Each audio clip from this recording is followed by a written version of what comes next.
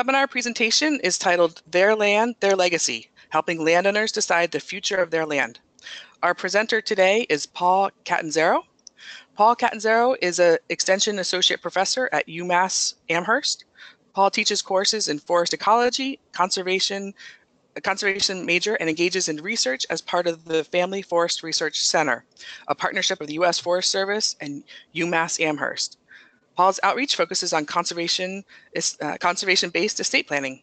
And with that, Paul, I'll go ahead and welcome you and turn it over to you.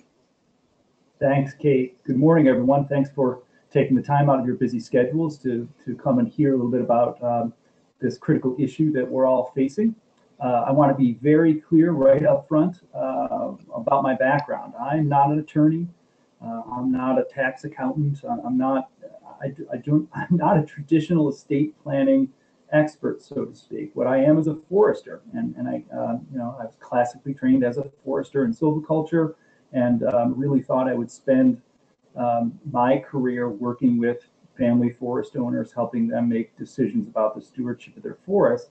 But it didn't take very long into my career before I realized that the decisions that many family forest owners were making at their kitchen table really outweighed the impact of the decisions they were making about their forest.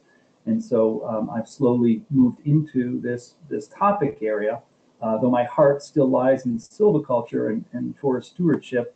The impacts of these decisions in terms of forest conversion and parcelization just can't be ignored if we do want to continue to practice the stewardship and silviculture that we all hope to.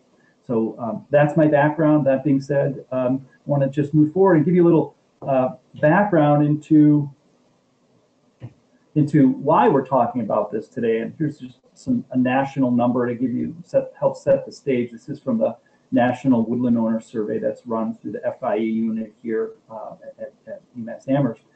If you take a look at the aging demographics, and this is probably something you've heard, I hope you've heard, but we have an aging landowner population. Yes, old landowners have always owned the land, but we have a disproportionate number of older landowners at this time, particularly as we move into that baby boomer generation. So it's estimated through the National Woodland Owner Survey that 70% of ownerships are owned by people over 55, and that equates to 75% of the acres in private lands and family forest lands are owned by people over 55. So there's a tremendous amount of ownerships and acreage in this age class, and this is a part of why our ears perk up when we see these numbers, and we want to help influence these decisions or inform them. So that's the national scale, but I wanted to offer you just some Vermont specific scale. So if you just look at private forests over 10 acres and take a look at the numbers over 55 years old, in Vermont specifically, it's 63% of the ownerships that are over 10 acres are owned by those people over 55 years old, and almost 75, almost 3/4% of the area. So the average age is close to 65 years old. So when we talk about the kids owning the land, are the kids going to get the land? In this picture on the slide here, the kid isn't the young woman in the middle, that's the granddaughter. The kid is actually the gentleman on the right. So when we're talking about an average age of 65, recognize that's just an average. Many landowners obviously almost are older than that. So this same trend that we're seeing nationwide certainly applies to Vermont as it applies to all the northeastern states, but here are your specific numbers here in Vermont. This is why we're here talking about it today. So there's a lot at stake. Anytime that we have these transitions in ownership, whether it be within a family or outside of the family, research has shown that these are very vulnerable times for the land. These are times when you see land conversion disproportionately, or you see parcelization happening during these interim times here. We are actually experiencing the biggest intergenerational transfer of assets, including land, that our country has ever seen. And during these transitions, it's a vulnerable time for forests and properties. So this is, there's lots at stake here, whether it be, biodiversity or recreational or wood products or carbon sequestration or, wonderful scenic views. the amenity values that the forests provide. There's a lot at stake with these decisions, particularly when you look at the amount of land that's owned by family forest owners. So that's really I'm fond of saying the cold and slimy perspective, because, you know, as foresters and natural resource professionals, you know, we're very concerned about those kinds of things, and as we should be, they're very important. But I also just want to recognize the fact that, you know, the more I work with the subject area, the more I realize that what's at stake is also family relationships and so forth, that there's a real sort of warm and fuzzy side to this as well, that I have two cousins who don't speak to this day because one of them got my grand's pie plate when she passed away and the other didn't. And then the pie plate is probably worth $12 at Walmart, but it was imbued with a lot of obviously value, given the fact that it was my grand's, and that's, you know, how she made her pies and so forth. You can imagine the emotions tied up with land, and I know you, knowing that you work with landowners, you know that already. So what's at stake is not only just the wonderful forest benefits and ecosystem services we provide, but there's also a lot at stake in terms of the family's finances, as well as the family's relationships and well-being moving forward. I'm going to be talking today and basing the conversation and presentation today based on a project that I've been collaborating with a number of colleagues across the Northeast. It's a 4-year project. It's an integrated research and extension project. So the first 2 years have been doing research on these landowner decisions regarding how they'll plan the future of their land, what tools they're using, what their goals are, and so forth. And I'm going to share that, some of those major findings with you in this presentation. That came out of 2 different mail surveys to the focus areas in these 4 states. And it also was developed out of almost 40 qualitative interviews, sitting at kitchen tables in people's homes and asking them about these decisions. So we've collected a lot of information on it, and it's given us a very good sense of the decisions landowners are making, the tools they're using, what their preferences are, and so forth. These next 2 years are the extension portion of the project, which is taking the findings that we've developed through the research and using that as a foundation to develop resources that will help meet landowners' needs and help inform these decisions. So this is where we're at. And so when I'm using these numbers, this is thanks to colleagues at Cornell and UVM and University of Maine as well. One of the things that often comes up when we talk about this issue of intergenerational transfer, and even the words intergenerational transfer imply some sort of transition within the family. And it's important to note that many people report, in fact, most people report, that they didn't get their land from their family, that it wasn't inherited, that in the 4-state region, 65%, about 2/3 in Vermont, almost 3/4 of the respondents reported that they didn't actually inherit their land, that they purchased the land. I think very often we think of this as almost as a story about a farm that grandparents owned it and gave it to their kids, and then they gave it to their kids, and it's moving through the generations. And certainly there are some landowners that have that experience and are planning to do that and carry the land through their family. But I think if we consider that as the most likely scenario, we're going to be missing out on the biggest slice of the pie, which is that many landowners simply buy their land off the market. So when we're thinking about this, certainly there's a strong family component in terms of the decision making, as we'll see in a few slides. But I think we also need to recognize that many landowners are likely just going to put, maybe just putting this land up for sale. One of the first things we wanted to do was get a sense of just where landowners were at with their planning, with their estate planning. And there's really no research or literature on that at all. So the first thing we did in our first survey was just get a sense, just get a baseline of where people were at, what they were using. And you can see, and I've done this throughout the presentation, you can see both the 4-state region results, but I've tried to also include some Vermont specific data as well. So you can see that over 1/3 of people have used no formal tool to plan the future of their land. That means that they don't have a will, they don't have a trust, they don't have an LLC, they don't have a conservation easement on it. So there's no formal tool that's transferring the use and ownership of that land. Now, certainly, there are lands that are going to be fine through that transition, and as we've seen through previous generations, the family's land, or it's going to be sold and it's going to be kept the same way. Certainly that happens, but certainly with each of these transitions, without formally documented landowner's wishes, there certainly is more opportunity for interpretation or opportunity for the land to be treated in a way that was counter to the family or those landowners. And here, we show that over a third actually don't have any formal tools.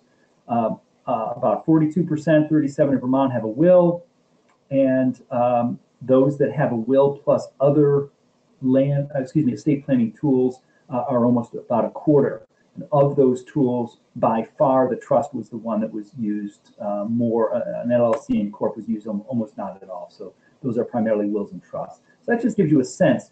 Now, when we did our qualitative interviews after collecting this data, we went out to people that have done no formal planning. We went out to people that have done just a will. We went out to people that have done a will and a trust to get their experience about their estate planning. And one of the things we found was, even though they report having a will or report having a will and a trust, some people didn't have their land included in that will or that will and the trust, just because they did their estate planning when the kids were born, and maybe they bought the land after, they bought an additional piece of land after. So just because they have these formal tools also doesn't mean that they're all set. It may be that they need to revisit them, which is just good due diligence anyway, periodically, and just update them and make sure it reflects their current situation, both in terms of assets, but also in terms of their goals.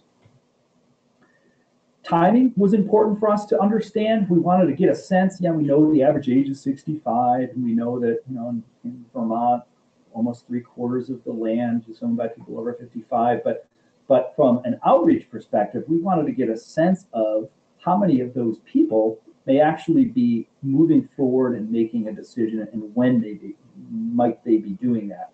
And so respondents show us that about a third of the people are going to be taking an action to reach their goals in the next 5 years.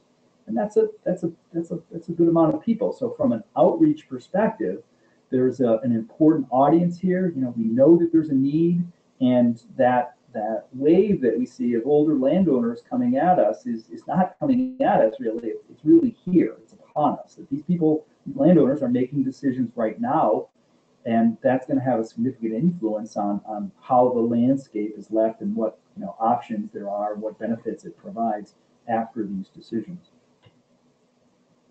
One of the things we also wanted to know was what their goals might be when they're starting to plan the future of their land.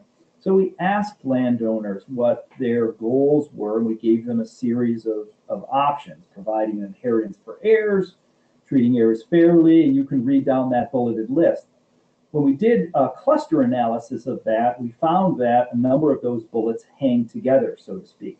So those people that were interested in providing inheritance were also interested in treating heirs fairly and giving the next owner a full range of options. So those goals, so to speak, all hang together, and you see a really strong affinity by about 30% of the people for that goal cluster. And the same holds true with altruism. We had about 30% of the people that really rated protecting the environment, benefiting their community as a really strong goal, and then likewise 20% with the finances. So we're able to see that there is to start segmenting out landowners and getting a sense of what their main goals are for their land. And that helps us then match up their goals with potential conservation-based estate planning tools that can help them reach their goals. For example, if you have a landowner that's in the altruism category segment, that they're really interested in benefiting the environment and benefiting their community, then maybe that's an opportunity to talk about a conservation easement. If you have clients that are interested in the finances, then looking at something that is less permanent, that communicates their wishes through a will or another tool, an LLC, for example, that might be a better fit for them. So this just helps us key in on different segments of the landowners, be able to offer programs, information, and potentially packages of tools for landowners to meet, their specific goals. And you can see the Vermont numbers on the right, which aren't all that different. Over the last 8 or 10 years, we've been doing outreach for landowners in Massachusetts and in other states, and it can be a complicated process. There's no question about it, and we've gone through a number of iterations about how best to slice and dice the information in a way that makes it digestible for landowners, that makes it possible for them to engage the subject. To be honest with you, we've made some real mistakes. Sometimes we have lawyers into a session and they just blow the landowners out of the water with, the intricacies of the tax code, and you can just see people glazing over. It's like a fire hose. That doesn't work. People just, in fact, I think in some cases it has the opposite effect. They say to themselves, I knew it. I knew this was going to be complicated. That's why I'm not doing it. So one of the things we've evolved to over time, and both in terms of our outreach programs, but also our resources, our publications, is really focusing in for landowners on these two questions. And we're from New England, so boiling things down is always a part of our nature here. So the first question is, do they want to determine who's going to own the land next?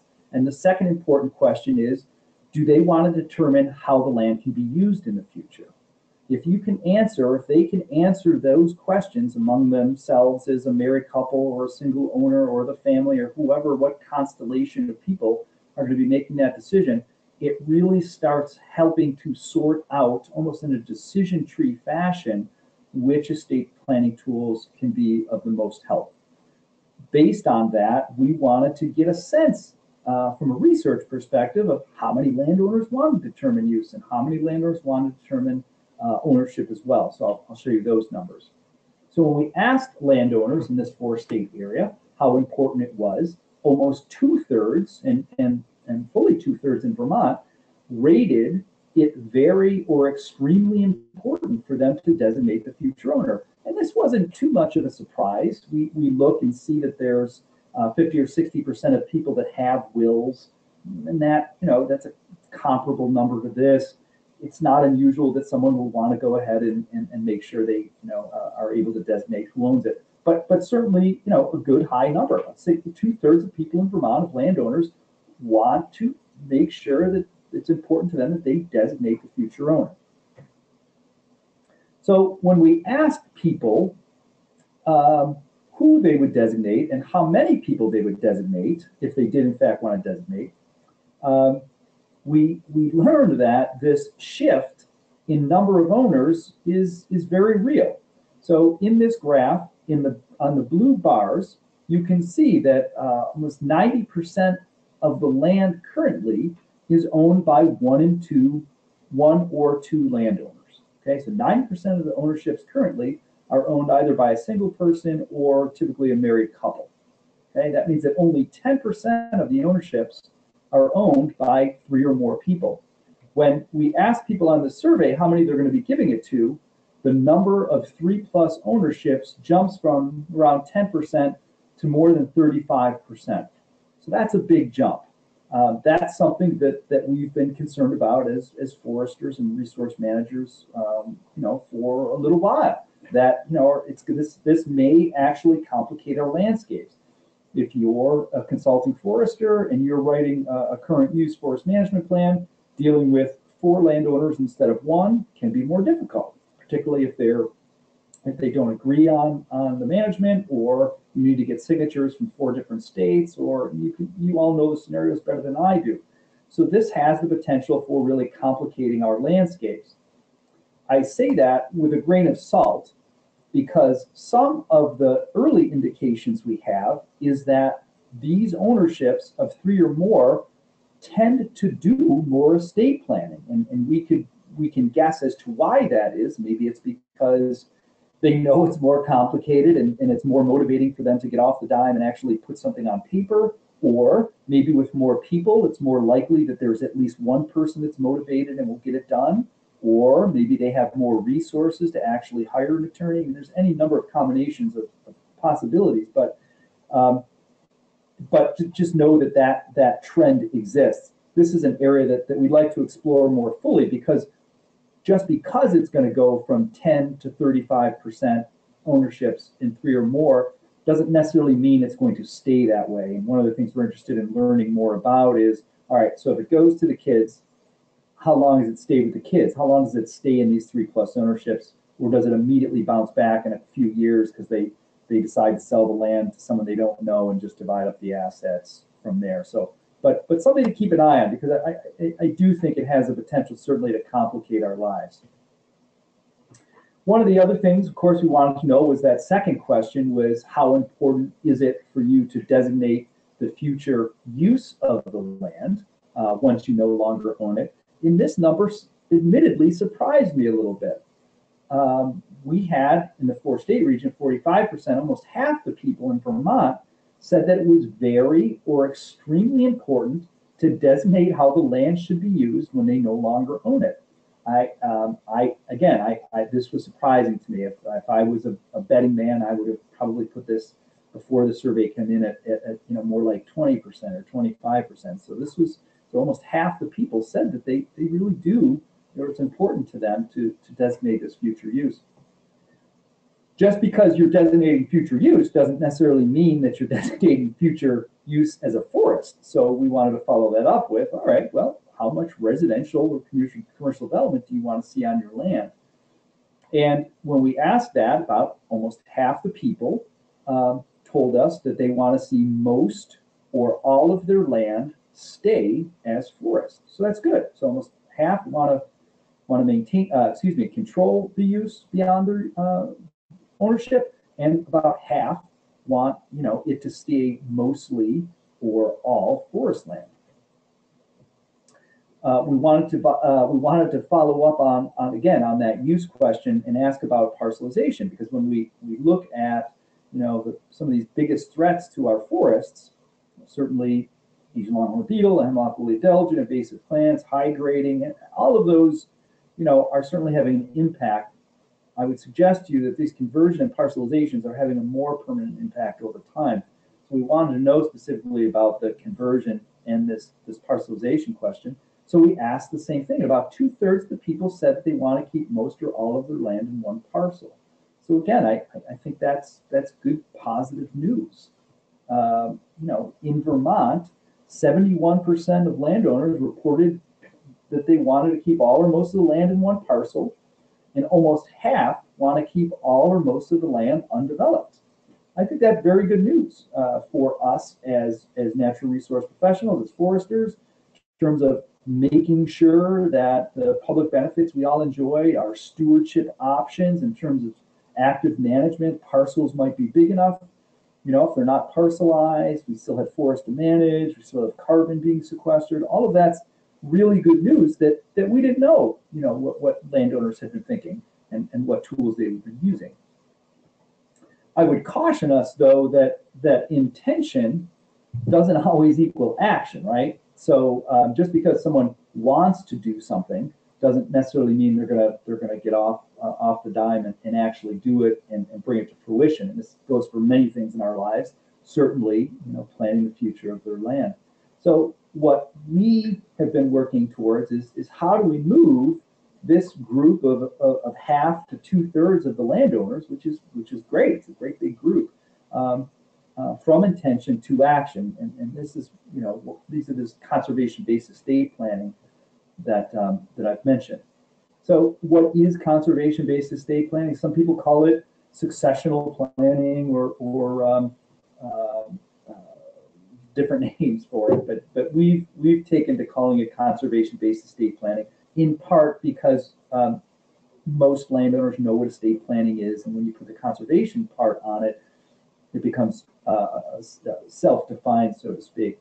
But there are those elements of the estate plan that can help keep land undeveloped, that we find that most landowners know their options to subdivide their land, to put in some house lots, to convert it to, residential or commercial development. But many landowners don't know all of their options for how to meet their goals that they tell us of keeping their land primarily forested and primarily unparcelized. And that's what conservation-based estate planning can help do. What's the goal of it? The goal of it is to keep the plate spinning, to try to get as much undeveloped land passed to a new owner in as big of a parcel as possible, to try to maintain big parcels and maintain land unconverted as possible, knowing that life's messy. These are people's biggest assets. People may need land to sell for a house lot in their retirement or because of some health issues, or people want to have their grandkids living next to them. There's nothing evil with that. That's life, and it's all good. Those are all good things. Just making sure that people know their options and know how to meet their goals in a way that tries to minimize that conversion and parcelization. And again, I have a new owner in there because, again, I want to harken back to I can't believe I just used the word harken. I don't know if I've ever done that, but I want to harken back to that number I showed about where people have gotten their land. And most people have gotten their land from the market. And again, not a majority of it is certainly not passing down through families in that way when you ask respondents where they got their land. So we need to be cognizant of planning the future of land in a way that may go through the family or may not go through the family. And there's an entire range of conservation-based estate planning options out there. And I've tried to generally order them in informal, to say the least, just discussing wishes for land with the family, to the bottom bullets being very permanent and very formal. But just encouraging landowners to making sure their heirs know what their wishes are, even though they're not legally bound to do it, but it can help the kids, if that's who's going to get it, understand what the wishes were. We're starting to do more with this idea of a legacy letter, and this is, people do this particularly if they have special needs children. They might leave a letter that describes how they would want their child cared for in the future after they're gone.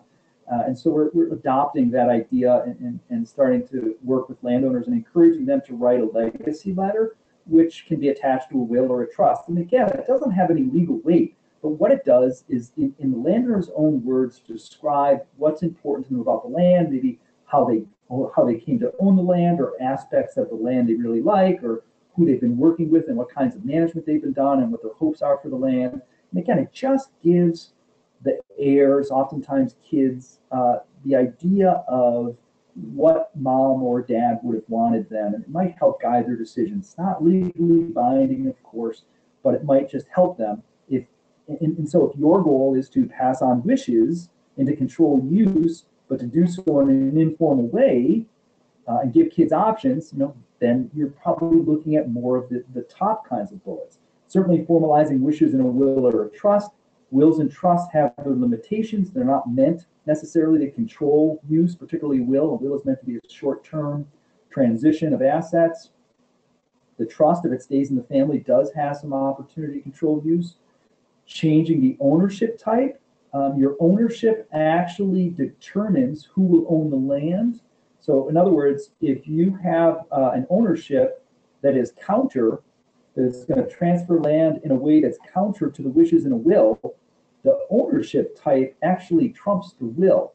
So making sure that the landowners understand the kind of land, the kind of ownership their land is owned in, and how that ownership passes on land is an important and a potentially conversation starter for a landowner in terms of, did you know this is what's going to happen if you do nothing?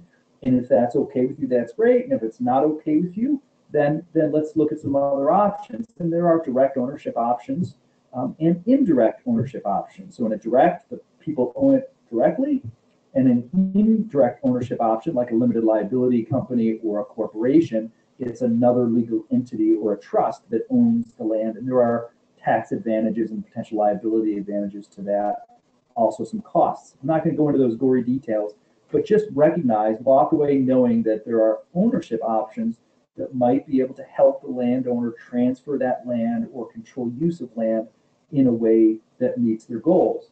A current use program, I think, is a fantastic tool in our conservation-based estate planning toolbox. When we did a survey of Massachusetts landowners who had gone through our programs and asked them what actions they've taken, I was blown away that one of the most common actions landowners took after coming to our programs was joining our current use program. I think people see that as a real a positive, easy to do stutter step, so to speak, that reduces the property's overhead in terms of the taxes. It can help control the use of the land, obviously in a way that's not permanent. And many landowners wanted to control use, but didn't want to do so in a permanent way necessarily. And so I think current use programs become a good and important tool. And that also, as we all know, need a number of other public benefits, such as continued increasing supply of timber and carbon and all of those wonderful things.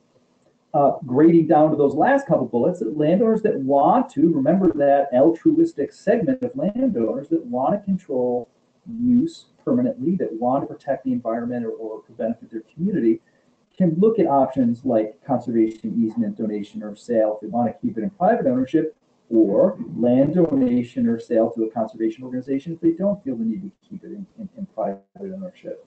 So all of these options are available to landowners, and there's no one size fits all. It's really more of an a la carte menu, so to speak, that if landowners want to control ownership, the top tools are really good ways to do that, and there's some decision points as to what might be the better option for a landowner, and they can have that discussion with an estate planning attorney. That's why they get paid the big bucks. But having thought through some of these questions before walking into an attorney's office makes the conversation much more focused, much more direct, much more efficient, and oftentimes less expensive, because the family or the landowner isn't going through these iterations while they're hearing that clock tick in the background with that hourly rate. If landowners are interested in controlling use but temporarily, those are some options. Or, as we talked about, controlling use in a permanent way. I didn't include this slide in here, but one of the questions we asked in our survey was, would you like to control land use with a 30-year term easement, or would you like to control land use with a permanent easement? And that wasn't the exact wording of the question, but we were really trying to test this 30-year term versus permanent easement. And we had more people, a significant amount more people respond that they would do the permanent easement more than responded would do the 30-year easement. And again, that was a real surprise to me, because I thought that 30-year term easement, being paid for that and then receiving all your value back after 30 years was a complete softball question. But there is a segment of landowners out there that really do want a permanent, to control use permanently. So this just sort of sorts out, I hope, in an easy way, this idea of some tools control ownership and some control use in both temporarily and permanent ways. And this should be thought of, I hope, as an a la carte menu. In other words, you can combine a will with a current use program. You can combine direct ownership with a conservation easement. So each of these, in terms of the landowner's goals, can be combined in different and unique ways, depending on the landowner's goals, their financial situation, their family situation, the land itself, and what ecological value it has, and so forth. So a little just about landowner decisions, because this is where you come in. When we take a look at landowner surveys and so forth, we realize that for the most part, landowners, and you've heard this before, enjoy their land for amenity values, privacy, recreation, raising a family. They just simply enjoy the land. Many landowners, don't necessarily do a lot of formal planning. In Massachusetts, I know that the number of landowners eligible that are actually enrolled in our current use program is something more like 15 to 18%. I know that's higher in Vermont, but at least nationally, only 4% have a management plan. So many landowners don't necessarily plan ahead. The decisions they make are often infrequent. with silviculture, trees grow at the rate they're going to grow at, so they may not need to make decisions but once or twice every decade or two. So they're infrequent, in between, they're just enjoying their land for the privacy and aesthetics. Therefore, their decisions, when decisions do need to be made, they're oftentimes reactive. They're oftentimes triggered by a literal knock on the door and an offer for $15,000 for all your trees 12 inches and up. Boom. Don't have a plan, haven't been thinking about it. All of a sudden, you're reacting to this, or you need to sell the land. Maybe there's a divorce, or maybe there's a health issue. You need to cut, whatever it might be. Many landowners have this reactive approach to their land, and they're often making a hurried decision without the benefit of all their options. One of the analogies we're fond of making is that for many landowners, their land is like insurance. They don't necessarily think about it on a day-to-day basis. They pay the bill like they pay a tax bill, and they don't really have it on the top of their mind unless something triggers an issue like a fender bender and you need to use your insurance. You're glad you got it. Similarly, for many landowners, they're not really thinking about their land until they need to, until a decision point is raised. So one of the things we've asked people is what are some of their decision points that trigger this estate planning decision for people? And some of these are very common sense, and some of them relate to each other. In other words, the older you get, likely the more health issues you have. If you're older, then it's more likely you're seeing births and deaths in terms of life events. But things such as seeing, we've had a lot of landowners report, I'm not sure what my family will do with the land, therefore I want to make the decision. Or I saw another family go through it and it was a nightmare and I don't want my family to go through that. I'm going to do some estate planning. Or seeing nearby development was something that was mentioned a number of times by people as a trigger for their estate planning. But at some point, something happens and it makes them or forces them to really consider what they're going to do with their land and motivates them to move forward with it. When they are motivated to move forward with it, we hear from landowners that there are two things that they need. And this quote comes from a focus group we did in Massachusetts, and it really was a lightning bolt moment for me because it really crystallized and synthesized a lot of research and experience that we've been having with landowner decisions. And this woman said, we're making a decision about my land. I need a professional for the facts, for the information, and I need a friend to think them through. So it really takes both the professional to make sure they're making decisions based on good facts and good information, but the importance of a friend to actually share experiences with, to talk to digest, what they did with their land. Did they talk to their kids? What did they put in their will? Or did they do an easement? What kind of language did they use? What would they do differently? There's a really strong, important role for both information, but also friends in terms of helping landowners make these decisions. And as we move through with outreach, that's something that we're very cognizant of, is offering people both the facts, the information, as well as friends to digest them through it. And we'll see that in a few slides. I wanted to let you know that in one of the first surveys we did of landowners that have been to these conservation-based estate planning workshops, we asked them who they reach out to. It was very clear. They reach out to you and to local land trusts, that you are really critical, trusted professionals. They already have a relationship with you. You know their land. You already have a business relationship with them. The reason they're letting you manage their precious land is because they like you and they trust you, and that puts you in a really important role to help inform these decisions. So can you, in your role, connect a landowner with a trusted professional that has experience with land? And we see our role as foresters is connecting landowners, particularly on a timber sale, with a good timber harvester, a reputable mill, a good log buyer. One of the reasons people work with a consulting forester is to have access to that information. Who out there can I trust with my timber sale? Who's going to treat my land the right way? Or who's going to grade the skid roads at the end? Or who's going to pay me a fair price? Who's going to pay me on time? That's all information you have. I would suggest or encourage you to consider having a list of people estate planning attorneys or tax accountants or local land trust, likewise, that when they turn to you or you see the opportunity to inform the decision, you can pass on a trusted name, a credible name there as well. Likewise, I would want, suggest that if you can pass them on, again, they're looking for information and a friend. So if you have another client or you know of another landowner like them in their community, near them in their landscape, that you can connect them with, that has done some estate planning or has some experience to share, you can play a really pivotal role in helping inform these decisions. So I mentioned up front that we're in this four-year project, and we're in the last couple of years in these outreach phase.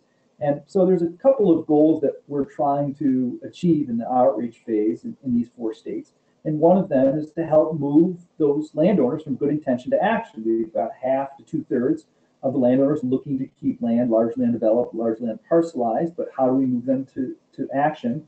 And how do we amplify our impacts? A number of us have been doing this work for 10 or more years, and we've gotten good results. But the fact is, we're not impacting at the scale that I think we need to impact across the landscape to ensure the continued public benefits that we all seek from our forests. So one of the goals is to amplify our impacts by working with folks like you. And so I just wanted to go over some resources and some efforts that we're undertaking that I hope that you can take advantage of or collaborate with us on. So one of the first things is just to draw in more people, such as foresters and municipal officials, community opinion leaders, anybody that's working with a landowner, and encourage them to help landowners make good decisions by connecting them to good information and good people. I want to underscore, and if I was standing in front of you live, I would get up on the chair just so you remember I said this. You don't have to be an expert in estate planning to be very helpful. I don't know the nuances of a trust.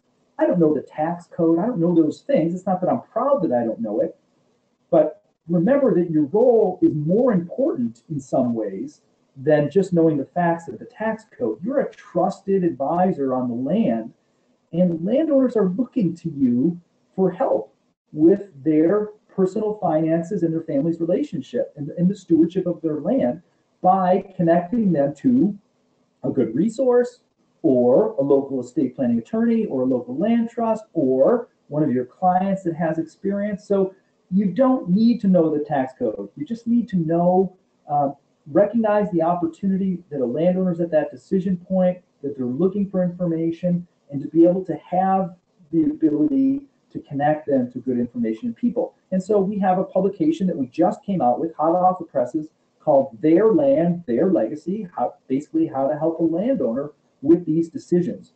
So this can be found on the Our Vermont Woods website, which I'll show in a couple slides. But we're looking to engage those that work with landowners to help us reach them and form these decisions, because we know that just a couple of us running around the state is going to be great. It's going to help some families, but to have the scale of impact we're looking for, we need an all hands on deck approach.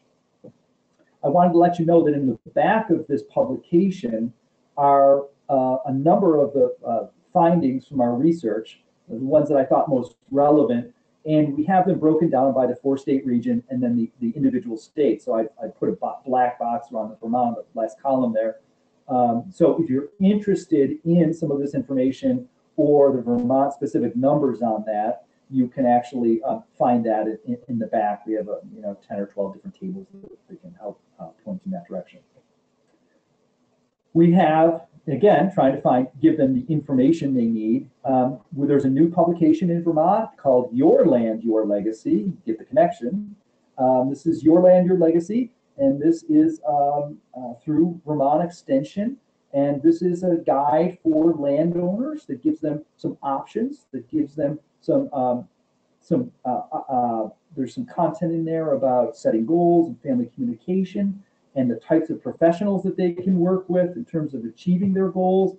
So this is a real nuts and bolts hand this to a landowner, and it will help them make their decision. There's also information that I think, frankly, would be helpful if you're interested in this and learning more about it on different types of ownerships and different options, if that's something you're looking for. So this is available now, and it's up online as a PDF, and you can download that.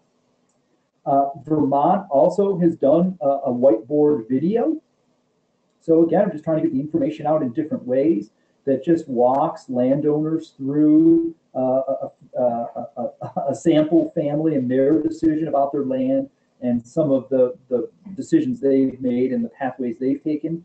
Again, this is posted on Our Vermont Woods, so you can send that link out or put the link on your website if that's helpful. And this is the new website, relatively new for Vermont. If you haven't been on it, it's excellent. It's a combined effort of Department of Forests, Parks and Rec, as well as Vermont Extension. And that's the web address that Kate also gave out earlier. But there is a section, some pages on here about ensuring your legacy. And I've got an orange circle up top, and that's where you can download the Your Land, Your Legacy publication. And it's my understanding Kate's going to be putting Their Land, Their Legacy, so the professionals guide up there as well very soon. And the bottom circle just shows that there's some additional pages to help landowners define their goals, and then helps them with these two questions about deciding future ownership and deciding future use. So that's all up on Vermont Woods, helping us get this out. Or if you have a client or a landowner, giving this web address can be very helpful for them. We also recognize the importance of peers and the friend to be able to distill the information. So and in Vermont, you've got actually one of the original Master Forest Owner programs in the country. It's a fantastic program. So working with, collaborating with, trying to provide some information to this wonderful network of community opinion leaders so that they can help inform their neighbors' decisions is something else that we're hoping to do. We have found out from our research that women and men are differently. That's one of those aha things, right? Like, I can't believe you had to do research to find that out. But what we found is that women were less confident in how to move forward with planning the future of their land. But when they were confident, women were more likely to pursue conservation than men. So there are a number of states across the country that have started or are engaging in women in these women-owning woodland networks or different variations of there. But we're hoping to help host or facilitate some women-owning woodland network meetings to help women find a safe space, to get information, to make some connections, to hear the experience of other people. Again, get information and find a friend. I think one of the last things I would just note is that for all of you foresters out there writing management plans, the new Forest Stewardship Program National Standards and Guidelines include in the plan elements conservation-based estate planning or legacy planning information. Any way that you can incorporate these, this conversation to landowners, I think is very helpful. So yes, prescribing a three-stage shelter wood is wonderful, but it's not going to really be worth much if the land is converted at some point or it's parcelized and it's no longer manageable. So matching silvicultural prescriptions with conservation-based estate planning is the way to really ensure that the silviculture or the stewardship or your management activities come to fruition. So there are a number of ways you can jump in, help distribute the Your Land, Your Legacy to your clients. We have a consulting forester that's interested in sending a letter out. We have a sample letter that you can use to some of your clients that you think would be interested with the publication. We're happy to help fund that if that's helpful. There are 2 outreach events that are planned for January 14th and the 23rd, and one in Rutland and one in Craftsbury. So connecting landowners to those, providing a list of professionals or other landowners. That's a really important one. We hear from landowners all the time that they don't know who to call as a professional or an attorney, or they call their own attorney who has no experience with land, and they really don't have the benefit of some good professional advice. So there's a number of ways, whether you're organizing a gathering of your own clients, working with your community in whatever role you might be, a municipal official, there are all ways to help influence this. I would encourage you to be patient. As we talked about, decisions are infrequent, they're complex, there's emotion, there's finances, there's death, there's taxes, that it takes time, just like it takes time to grow a forest, that some families need years, in fact. You don't have to be an estate planning expert, and instead just recognize the opportunities and connecting them with information and friends is a really critical role you play as a trusted, credible source of information. So I just want to end with a picture here and contact information for Emma Sass from UVM Extension, and she's the one really leading and organizing the outreach on our end in collaboration with the Department of Forests and Parks and Vermont Coverts and the Landowner Association. Everyone's doing great things. We're trying to knit that together to really help inform some decisions. So with that, Kate, I guess I would hand it to you. Great, thanks, Paul. I had to unmute myself there. Thank you so much for that presentation. So we'll go ahead and take some time for questions. Just a reminder for folks to be able to submit a question. Remember, your mics are muted, but if you'd like to send in a question, you can access that off of your control panel. There should be a tab for questions, and all you need to do is just type your question right into the box. And as I see them come in, I'll go ahead and read them off for Paul. Just a few quick reminder. Paul mentioned the two documents. If you go to your control panel, you should be able to see a tab that says handouts. Both Their Land, Their Legacy and Your Land, Your Legacy are posted there as PDFs. We did have a question come in from Marcus about a link being broken. I'm not sure. They seem to be working fine for me, but if you go to the questions, I've actually included the link directly to our Vermont Woods, where you can find those publications. If you're looking to navigate there, you can just type in ourvermontwoods.org into your web browser. And you can find the information under the topic of planning, and then find your way to, there's a link under planning for Plan a Legacy. And that takes you directly to the website that Paul mentioned and shared during the webinar. So let's see, I just give it a few more minutes for questions to come in. It looks like I'm seeing a note from Tucker too, saying that he's having issues with the links. So I'm sorry, I apologize that, that the links aren't working. I'm not sure what's going on there, but as I said, again, let me just give you that URL address again. If you want to go directly to our Vermont Woods, you can download the publications from the website. And again, that is our Vermont, either spelled out or VT, woods.org/audience/landowner, and then planning your woods /ensuring your legacy. So that's actually the URL. And what I'll do, I think, just to make it easier for folks is maybe as a registrant for the webinar today, I'll go ahead and send out an email after the webinar with a link directly to that website. Does that sound like a good plan, Paul? Oh, that sounds great. Yeah, if there's some way I could be helpful, let me know. Okay. And Paul, too, I know I'm just waiting, giving folks another few minutes here to send in any other questions on the topic.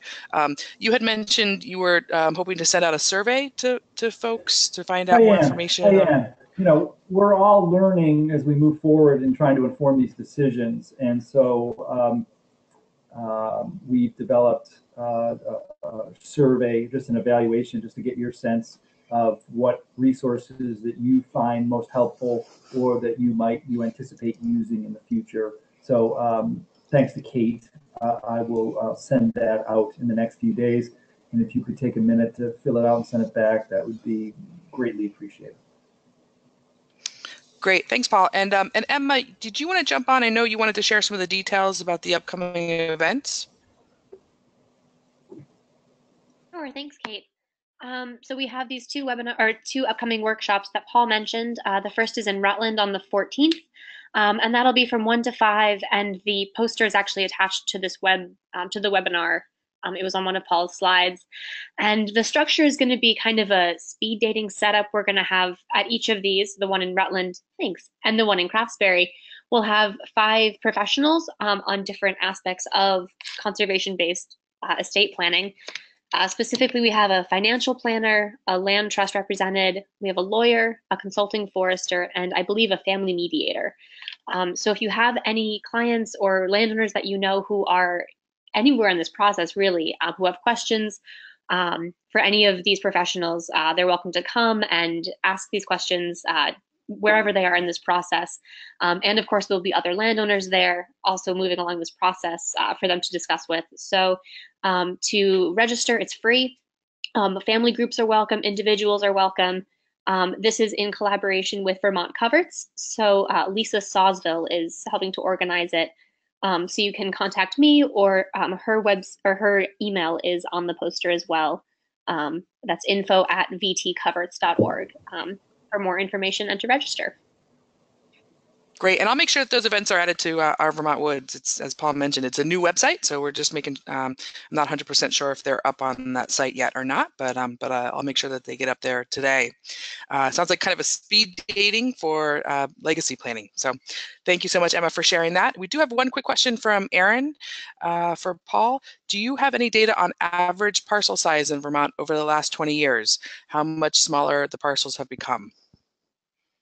Yeah, I don't. That's a great question. I don't have that at the tips of my fingers. The National Woodland Owner Survey would be able to reconstruct that with 2 or 3. If you were to, if we give a timeline, 20 years or 30 years, with 2 or 3 different surveys that we could take a look at that. So if that's something you're interested in, please email me and I can make the connection with the folks here that can crunch the numbers for you. Great, thank you so much, Paul. And do you want to just give folks your email address verbally before we? Yeah, I should put that on there. paulcat@umass.edu. So PAUL, C as in Charlie, A-T as in Tom, paulcat@umass.edu. And if something pops up or you want to talk offline at any point, please don't hesitate to contact me. And I appreciate the time to speak to foresters in the great state of Vermont. It was great. So thank you.